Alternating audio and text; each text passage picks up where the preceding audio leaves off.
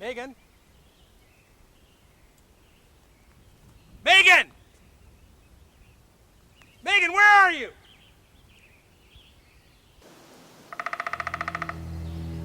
Dad?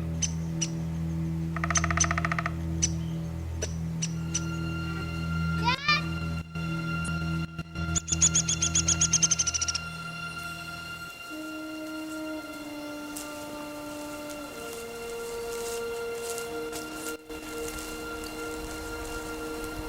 Hug a tree.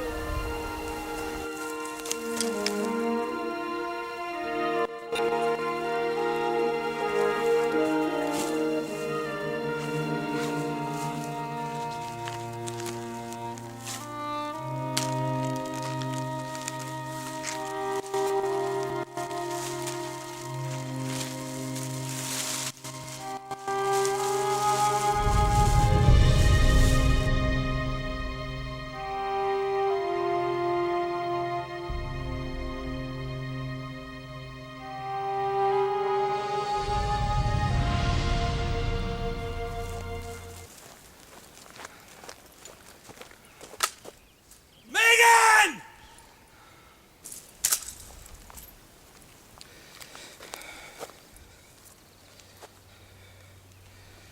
Police, please. I want to report a lost child, and I want search and rescue. My 9-year-old daughter has gone missing. We were out hiking in the west side area, and she just wandered off.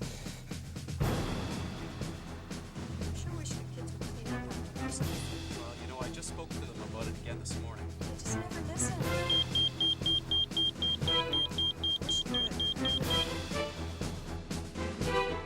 Looks like we have a search to look for a little girl. Oh, I'll probably be leading a team again. Can you fill up my water bottles while I get changed? sure, I could do that. Kids, can you start hauling my search pack out to the car? Oh, Dad! Thanks, guys. Yeah, command my ETA to the search building is approximately 10 minutes. Copy that, 1-3, ETA, approximately 10 minutes. Search 1-3, over. Command, 03.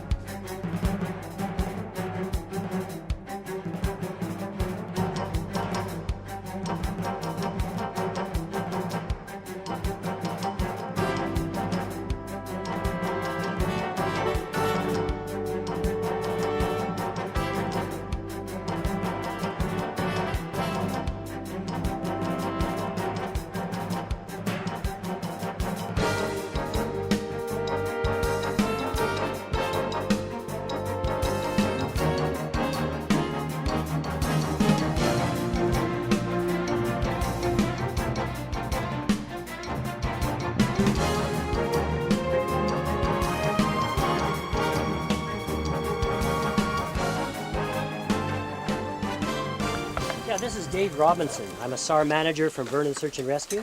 Hi. Well, listen, we've started a search for a missing 9-year-old girl in the west side area. It has a high urgency rating, so we'd like to rapidly escalate our search efforts. Yes, we've already deployed our initial response team, but we need mutual aid from you. Well, I'd like to have some team leaders and trained searchers from your unit. Yeah, and if you could put some SAR managers on standby for the next operational period, that'd be terrific. Thanks, Harry, that's great. Listen, give me a call when you can and let me know what you can send us. I'll give you some more details then.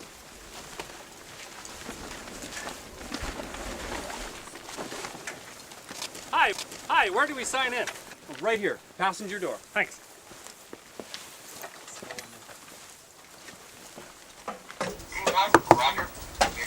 Hi, Dave. 5 more members from Kelowna SAR just arrived. Most of us are good to go. I heard you wanted to see me. Yeah, thanks, Tom. Listen, I've got a team assignment for you with a special twist. What's this? They're doing a documentary and have assigned the team to you. Hi, how you doing? Okay, good, thanks. Hi. Nice to meet you. So, Tom, I need you to get all the Kelowna people signed in and then come back in here in about 15 minutes for your briefing. I'll be giving you a mixed team of searchers from the Kelowna SAR and Vernon SAR. Roger. Aren't you concerned about using your own team leader to lead members of another SAR unit? Well, actually, no. All the ground search team leaders in BC, and we call them GSTLs for short, take a very tough course in order to qualify. They really have to know their stuff in order to get a ticket. It's not one of those courses where you just show up and get certified. That's good to know. Besides, we have a very high standard. Search operations can be very, very risky. We need people who are well organized, who can lead, plan, manage risks, and make critical decisions. I should hope so. So I can feel confident that any GSTL from any SAR unit in BC can lead searchers from my SAR unit or any other SAR unit. Besides, the assistant team leader will probably be from Kelowna. Well, while the team leader's gone, Renee, why don't you get a pan of the interior? Command, command. Team 6 radio check, over. Command, we read you loud and clear. Over. We're departing the assembly area, search area now, over. Command, roger. Over and out.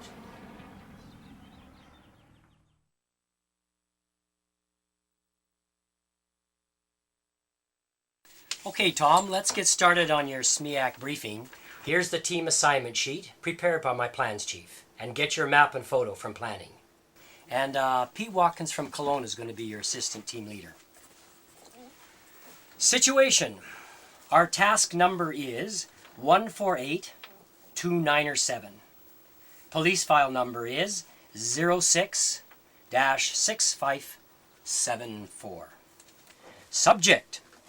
We're looking for a lost 9-year-old girl named Megan Blake, and she went missing approximately 1,000 hours. Her physical description is as follows. Light brown hair, 4 foot 8 inches tall.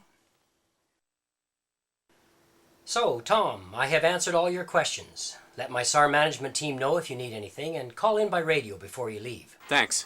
And the documentary crew will follow along, but you can just ignore them, although I told them that you'll answer any questions they may have. Sure.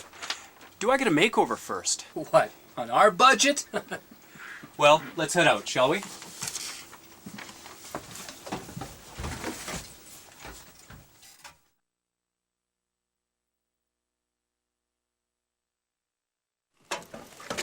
So what job did he give you? I've been tasked to take a team of searchers from both Kelowna SAR and Vernon SAR and do 2 high POD sweeps of Area D. Okay. Can you give me some idea of how you'll prepare for that? I'll start with my initial preparation. I follow a standard format in organizing my planning. The very first thing is to select my assistant team leader. In this case, the SAR manager made the selection for me. Then I'll review the map and see how the terrain affects my tasks. You know, hazards, distance, etc. Then I'm going to do a rough estimate of how much time it'll take me to do each phase, including returning to the base. I can then compare this to the estimate of the overall time for the mission given me by the SAR manager. Next, I'll select a quiet spot, protected from the weather and any distractions, where I'll brief my team. Then I'll prepare a rough outline of how I plan for the team to perform the mission. Last of all, I'll prepare an ATL briefing to give to my assistant team leader. That lets him and the team start preparing while I'm doing my detailed planning. We call that concurrent activity. They don't have to delay their preparation until I give them the final briefing. They can start right away, as long as I let them know in advance what's coming. Sounds like quite a job. Will it take long to organize? No. I'm trained to take a task and break it down into bite-sized chunks we call phases. Most missions can be broken into 5 phases, and they're pretty self-explanatory. First, there's the planning and preparation necessary to get properly organized for the mission. This takes us up to the point where we leave the staging area. Next is the phase where we move from the staging area to our assigned search area. Phase 3 is where we actually conduct the search of our assigned search area in accordance with the plan I'll develop in concert with the directions provided by the SAR manager. Return to base means exactly what it says. The last phase is when I debrief the team. Then I report to the plans chief while the team rests, re-equips, and replenishes their water and food, etc. I do my time assessment on each separate phase. I work my way backwards from the time we need to complete the task by. All these phases added together give me my overall time estimate. One thing team members really want is an estimate of how long they're going to be in the bush. Yes, that makes sense. So, that's about it. That's how I give an initial and general idea of my plan before I brief the team in detail. It lets me do some initial organizing. Using standard procedure formats really helps. I've written them all on these plasticized file cards. I've put the formats on both sides, they go easily in my pocket, and they're waterproof. I can look at them anytime I need guidance on procedure or planning steps. Do they give you these formats? You can download them from the website for the Justice Institute of British Columbia. Can you give me about 10 minutes alone while I prepare my ATL briefing? Sure, we'll go get our gear ready.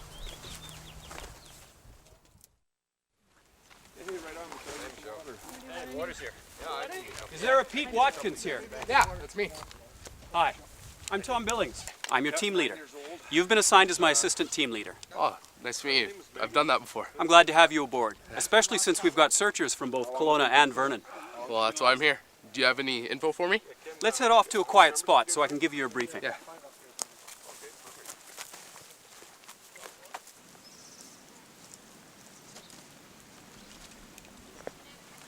Okay, Pete, let's do the ATL briefing. Yeah. Here's the team assignment sheet that the SAR manager gave me. You? Okay. All right. General situation. We're looking for a 9-year-old girl named Megan Blake, who went missing at approximately 10 a.m. this morning. This is a high urgency search. We are Team 7. Mission. Team 7 will do a high POD search of Area D to an 80% POD no later than 1900 hours. I say again, Team 7 will do a high POD search of Area D to an 80% POD no later than 1900 hours. Personnel. We have 6 other searchers from both Kelowna SAR and Vernon SAR. They're listed on the team assignment form. Find out who the best first aid, navigation, and radio people are and let me know. I have level 2 first aid, but let's see if somebody else has more. Team briefing. We'll have the briefing right here in about 20 minutes. It's quiet and protected from the weather.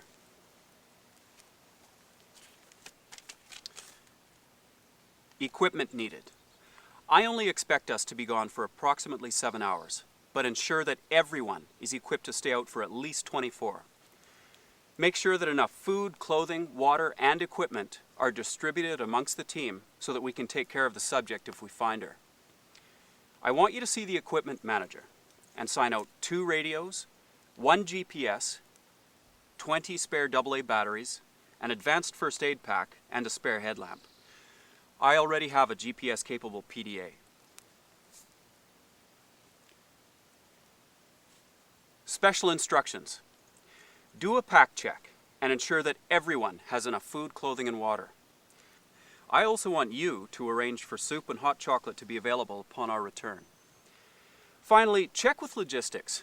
See if we can get vehicles to pick us up at 1800 hours and drive us back to the incident command post. Let's see if we can avoid having to walk back. Okay. Any questions? Nope. Okay, let's make it happen. Roger. And cut. That sounded pretty organized. So how did it go again? Well, grab a seat and I'll tell you. I do the ATL briefing in a standard format as well, so that it comes out in the same sequence every time. First, I describe the general situation in 2 or 3 sentences. Then I state our mission in a concise and simple way. It usually covers who, what, when, and where, and the expected POD. I say it twice so that there's no confusion or misunderstanding. I then confirm our personnel and ask my assistant team leader to find and get me who has what qualifications. I then say where and when the team briefing will be. I try to pick a quiet and sheltered location to minimize distractions.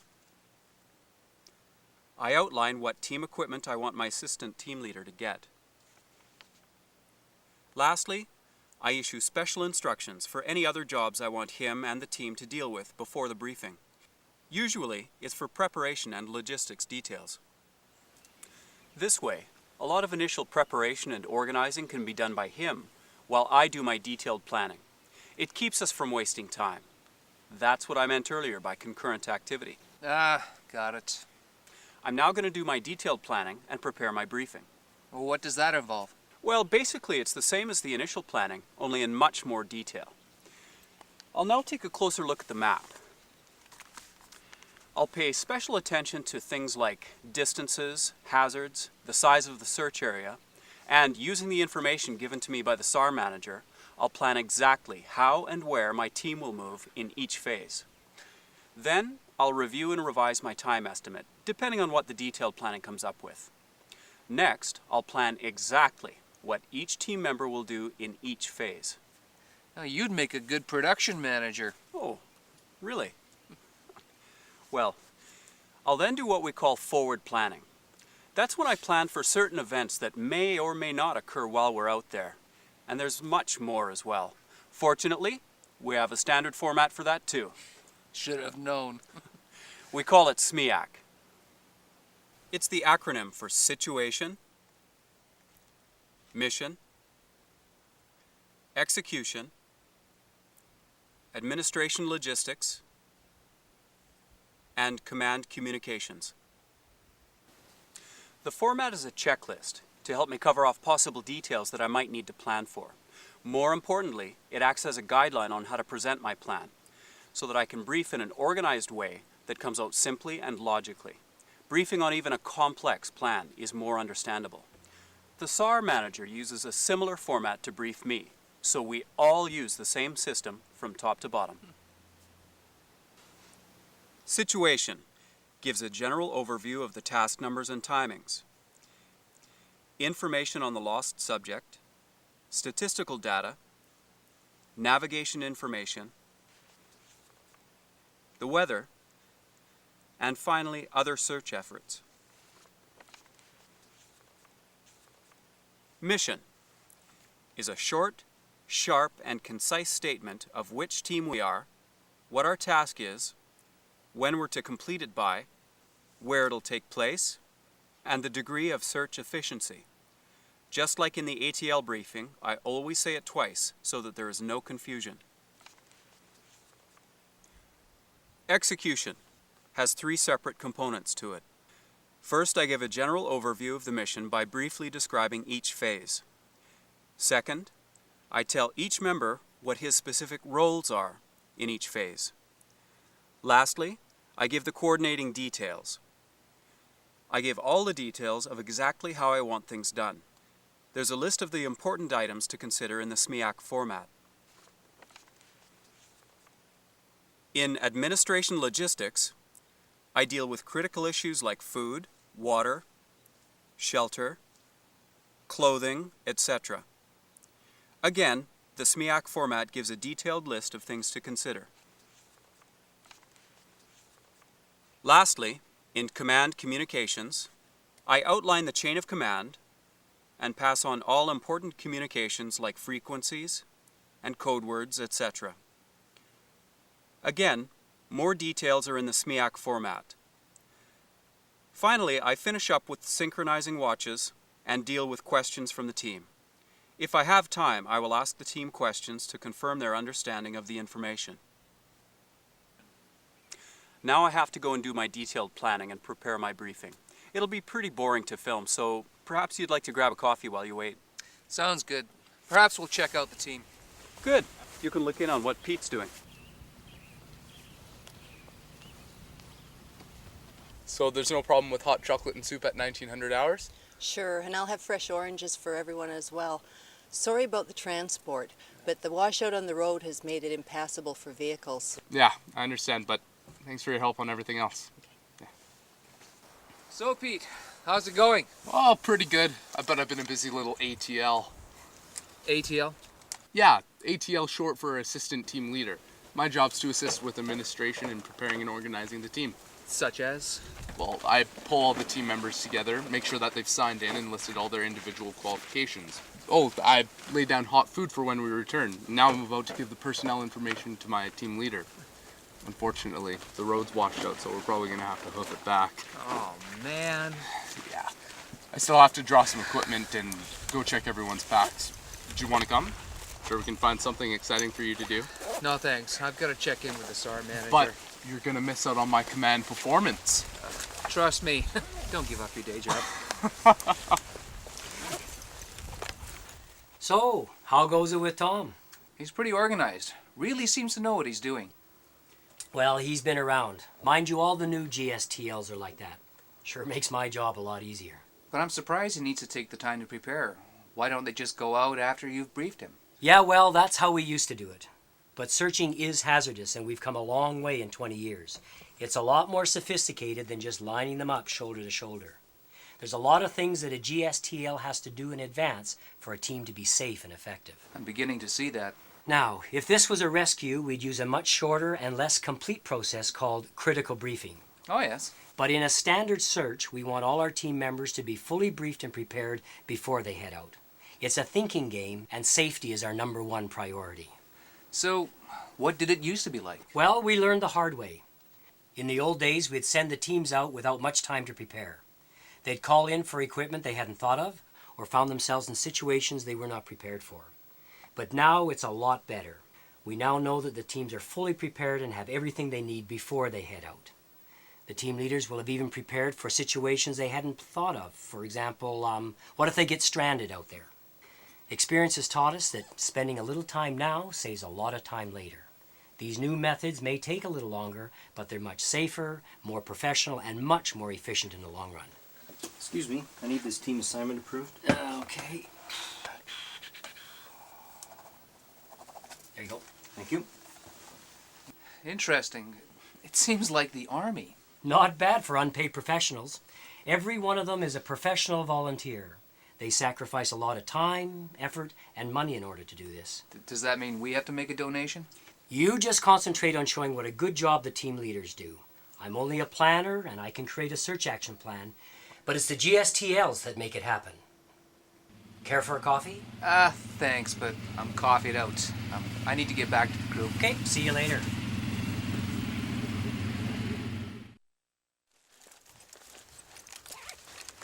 And water bottles? Betcha. Got him. Here, you guys, pack her up. Okay.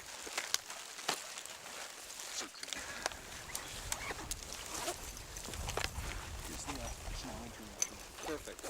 Did you get everything you were looking for? Okay. Command, Team 7, radio check, over. Command, we read you loud and clear, over.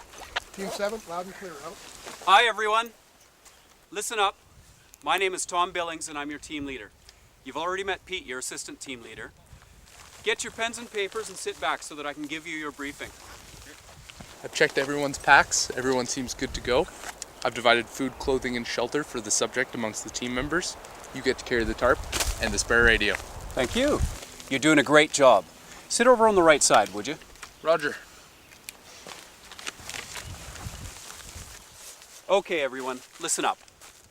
As you know, we have a search for a missing girl. This is a high urgency search, so we have to be extra alert on this one. Small kids are hard to spot.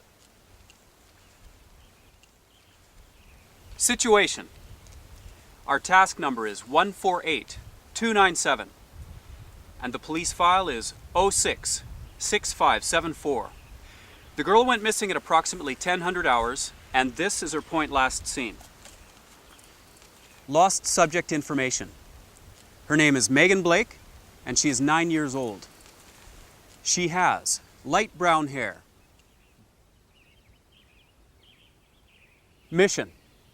Team 7 will do a high POD search of Area D to an 80% POD no later than 1900 hours. I say again. Team 7 will do a high POD search of Area D to an 80% POD no later than 1900 hours. Execution. General overview. This mission will be conducted in 5 phases. In Phase 1, we will complete our preparation. In Phase 2, we will move by foot to Area D. In Phase 3, we will conduct 2 high POD sweeps through Area D. I'll have more specific instructions in the coordinating instructions.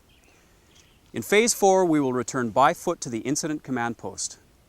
Phase 5, we'll take a washroom break, meet here for a debrief, and then I'll report to the SAR management team. Individual tasks. Phase 1. Chad, I want you to radio check both radios. Michelle, I want you and Pete to check each other's declination settings on your compasses. Astrid, I want you to double check the contents of the first aid pack. Make sure everything's there that we could possibly need. Administration and logistics. Everyone is to have enough food and water for at least 24 hours. I understand that Pete has a water filter. Shelter. Each of you must have a shelter with your pack.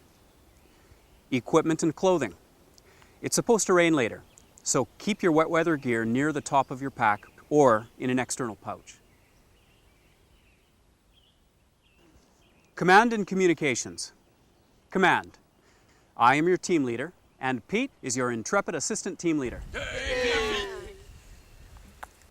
The incident command post is over there. Communications. Our frequency is Ops 1. Call signs. We are Team 7, and the ICP camp is command. Code words. Megan is told not to answer to strangers unless they give the code word Clancy, which is the name of her cat.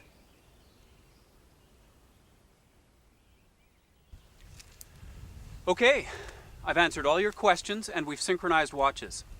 We move out in 15 minutes, so finalize your gear and meet over on the other side of the command vehicle, ready to move out. Let's make it happen, people. Yeah, got it.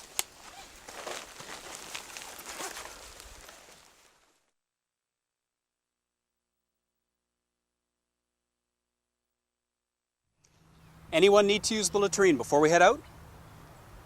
Okay, team, let's saddle up and go for a walk in the park. As per my briefing, Michelle, you're the lead for navigation, and Pete will bring up the rear.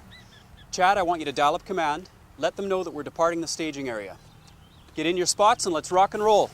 Command, Team 7, over. Command, over. We're now leaving the assembly area and heading for Area D, over. Command, roger, over. Team 7, out.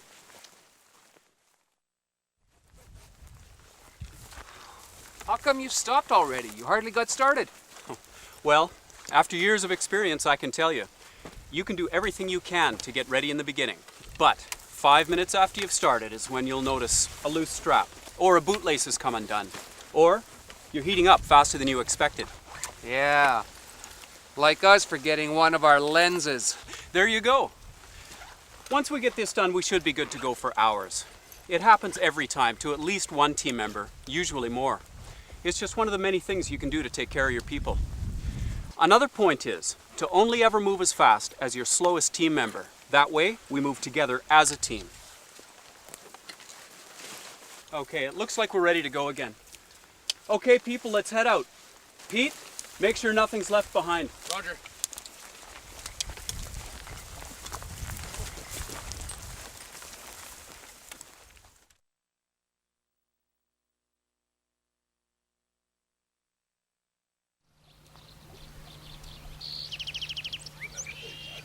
Okay, Astrid, we've determined the spacing at 25 meters. You're the right flanker, so remember to flag every 20 meters or so. And you need to watch out for that lagoon, 200 meters ahead of you. Roger.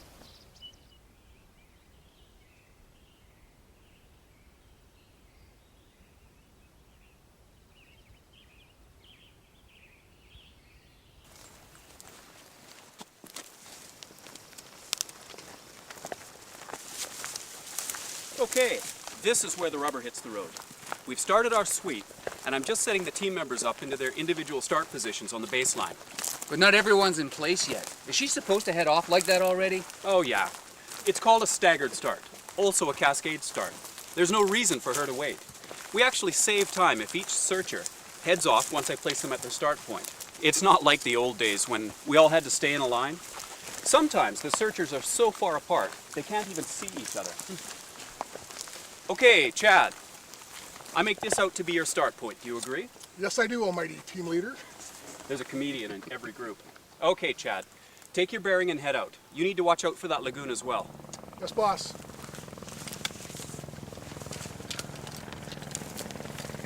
Okay, let's go set the next one. Actually, if it's okay with you, we'd like to follow Astrid. Okay, but watch out for bears. Bears? I'm serious. No problem. I can run faster than Rennie. Come on, Rennie, let's catch up to Astrid.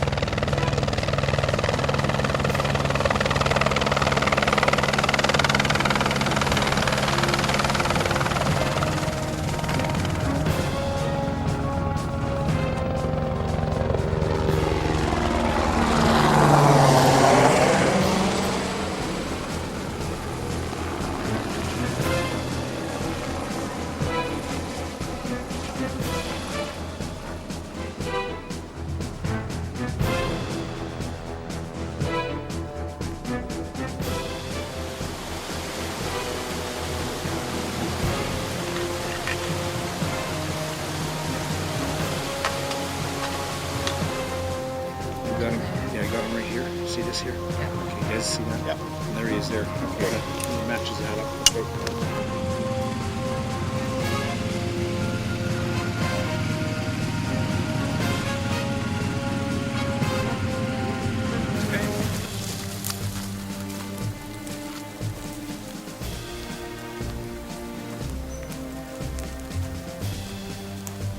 Then there's an 8-person grid search team in this area here.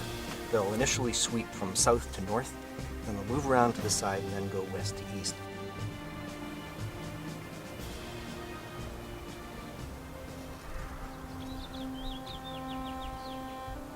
Megan!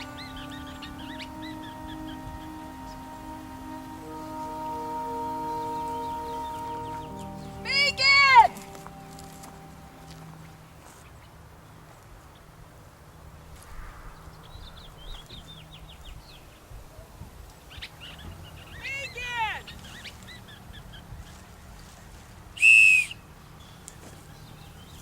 Clancy sent me to find you!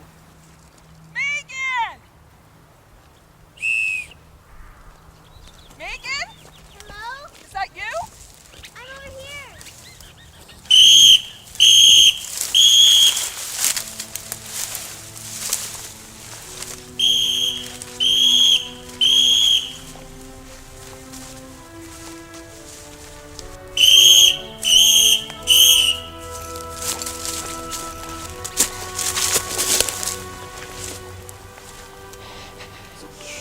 You're safe. My name's Astrid, and I'm with Search and Rescue, and we're going to take you back home. Where's my dad? He told me to tell you that Clancy sent me. Who's Clancy? Oh, Clancy. He's my cat. Your cat?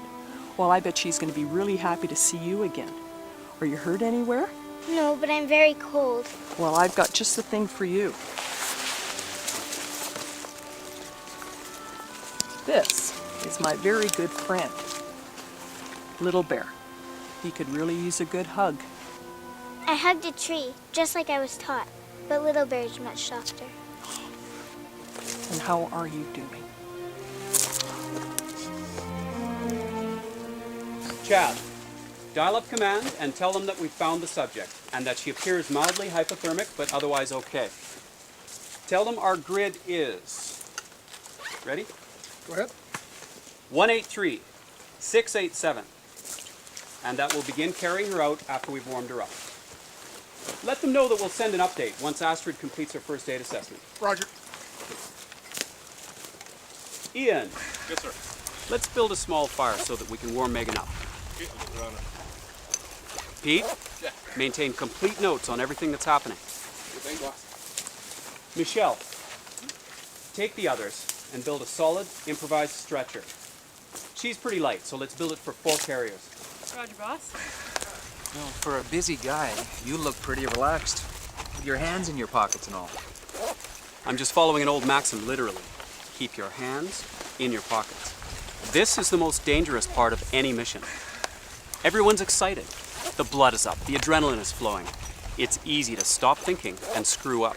But isn't this over? How can you screw this up now? It's at this point that most mistakes happen. Team leading is a thinking game. A rookie team leader's most common mistake is to get too involved in the details and start doing specific tasks themselves that the team members should be doing. They stop delegating and try to do it all themselves. They begin to lose sight of the big picture, stop forward planning, and start to miss things. That makes sense. At this point, the best advice for a team leader really is to keep your hands in your pockets. It keeps you from trying to do things yourself. You can maintain the big picture and anticipate the next step. You know, I hadn't thought of it that way. That's what movie directors do. Yep. And here, everyone thinks that because I've got my hands in my pockets that I'm calm and relaxed, even if it's not true. That's another trade secret.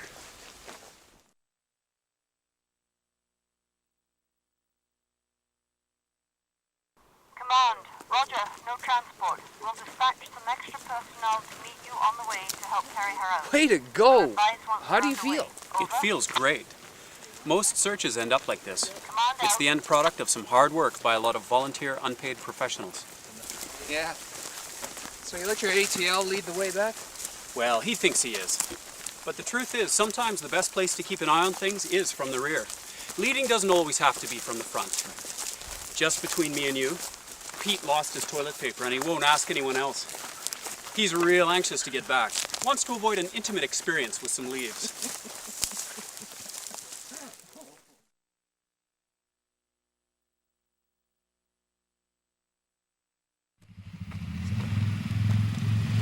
Did you make it back to base in time? Yeah, I was highly motivated to avoid being called Leaf Boy for the rest of my life. Yeah, I'd have thought you guys would be long gone by now. No, we have to do the debrief still. Even after successful missions, we have to review to see what we can do better for next time. Tom will go through the same 5 phases as he briefed us with, and then he'll report back to the plans chief, and we'll clean up and then hand in our gear. But the main thing is, her personal safety wasn't compromised either. She kept her head and didn't bolt straight for her without paying attention to what's around her. And she was holed up beside a tree, and it was right by this little pond right here. Right there then? Yeah. Okay, guys, still having fun? Oh, yeah. Apparently the girl's going to be fine. Right on. So I just wanted to let you guys know that you all did great.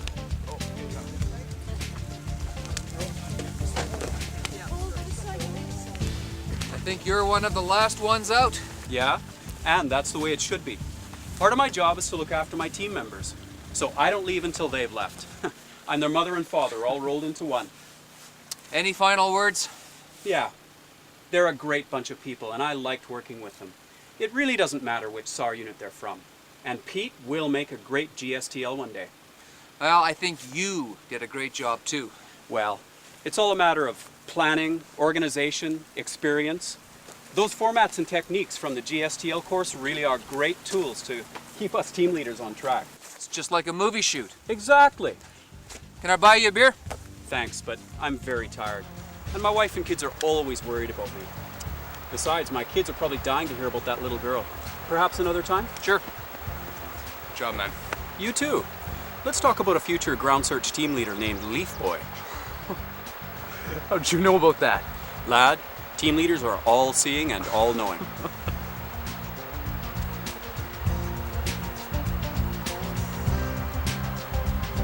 Well, guys, guess that's a wrap. Quick, Randy, before he changes his mind. Oh, man. That's another one. Quiet on the set. Sounds like quite a job. Will it take long to organize? No. I'm trained to take a task and break it down into bite-sized chunks we call phases. Was somebody making faces at you over here?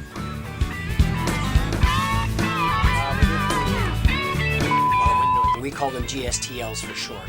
Take a very tough course in order to get their ticket. This is just...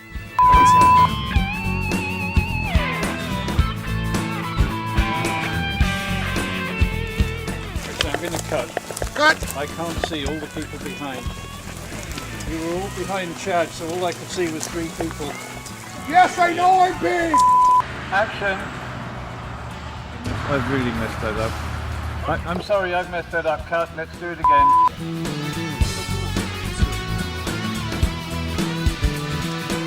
Oh. It's news to force. No, don't tell us. Got it. Check your feelings. Let's go. We were saying that last. Quiet. Is this just for sound? Yeah, just for sound. Just your dialogue. And this will continue on to the end of the dialogue with Okay.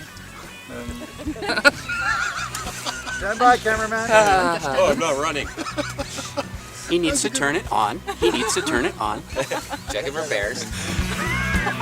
When you're quite ready.